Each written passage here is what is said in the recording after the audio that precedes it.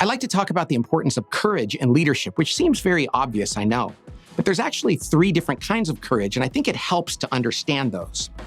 First is what I would call public courage, and that's where a leader, and we see this in movies and on television and in stories throughout history, great leaders and saints and other people that have taken a stand, where they get up in front of people on a stage or in the public square and they exhort people to do something difficult, even at great risk. And public courage is really important.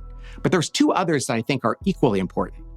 On the whole other end of the scale is what I call personal or individual courage, where we have the courage to confront ourselves, to look ourselves in the mirror, often in prayer, and say, am I really adhering to truth? And am I being the person I'm meant to be, that God wants me to be? That kind of courage is critical. And then there's one in the middle that I think is most lacking in society, and it's what I call interpersonal courage. And that is not on a stage and not alone, but in one-on-one or two-on-two relationships where we're in a small group and somebody says something and we know that we need to say, I don't agree with that. Or we know we need to call them to be more. We need to challenge them.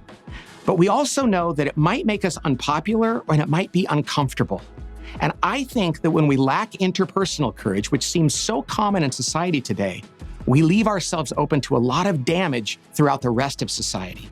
So what I would say to anybody who wants to be a leader or a person of influence is think about courage both yourself, in small groups and individual conversations, as well as from the stage to people at large. All 3 of them matter, and they're required for great leadership.